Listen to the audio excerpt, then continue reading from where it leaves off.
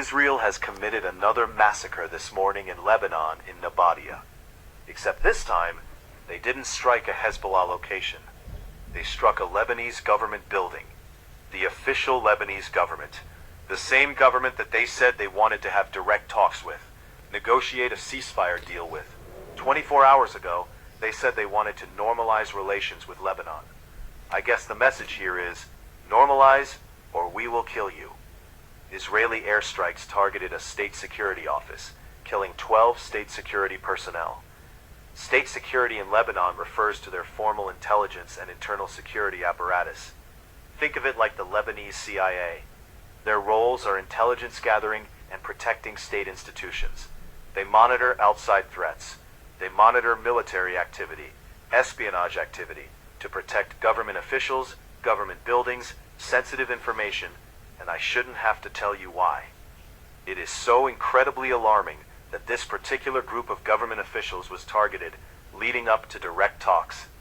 Striking this group of government officials doesn't just knock out Lebanon's security apparatus, it disrupts the state's ability to safely engage in discussions, especially considering Israel and the US have a history of targeting and killing negotiators. If you target the people responsible for intelligence and protections, you are directly targeting the negotiation process itself, opening the door for political assassinations. This attack is so incredibly important. It is not just a strike on state sovereignty, or a weakening or a humiliation of the Lebanese government.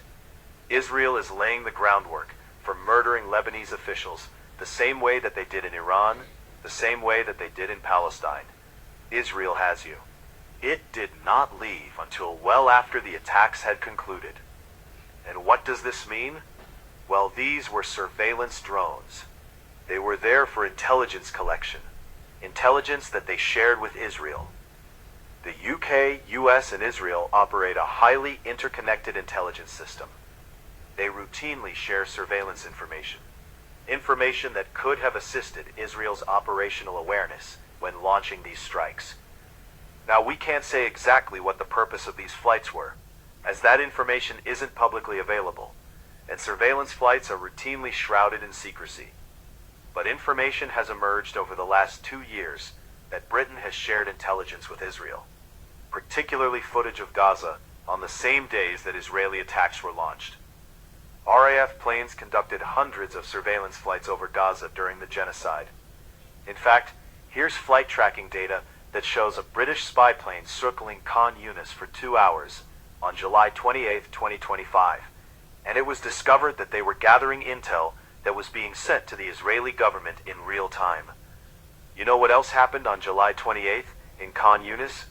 An Israeli airstrike hit a 2-story house, killing 11 people, most of them women and children. And it's very likely that that strike was only possible because of British intelligence. And now, they're likely following the same playbook in Lebanon. We cannot ignore this information. The UK is complicit in the deaths of Palestinians and Lebanese. So British, while we were all busy paying attention to Israel's war crimes in Lebanon and Iran, the Israeli government just passed the largest West Bank settlement approval in history. The Israeli Security Cabinet secretly approved 34 new settler outposts in the occupied West Bank, and the US knew about it and allegedly told them to keep it quiet to avoid international criticism, under the backdrop of increasing settler violence in the West Bank and the war on Iran and Lebanon. Now the West Bank is currently divided into 3 administrative areas: Areas A, B, and C. Areas under full Palestinian Authority control, areas under full Israeli control, and mixed areas. Still illegal occupation, but there are areas where there are no Palestinian residents. The area that the Palestinian Authority controls is only roughly 18% of the West Bank.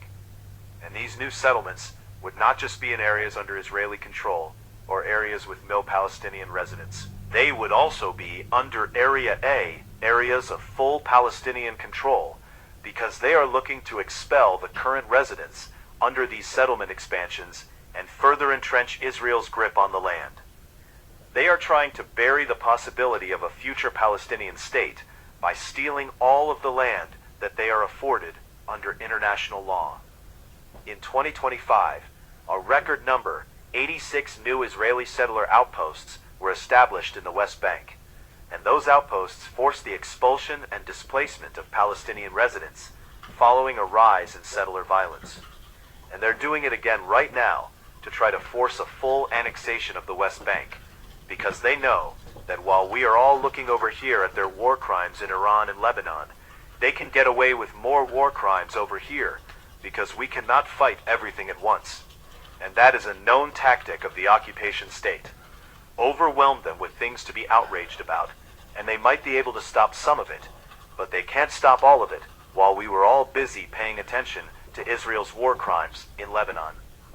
Bro, I swear to God I hate US politics, because why is Kid Rock addressing the Pentagon on the Strait of Formulas?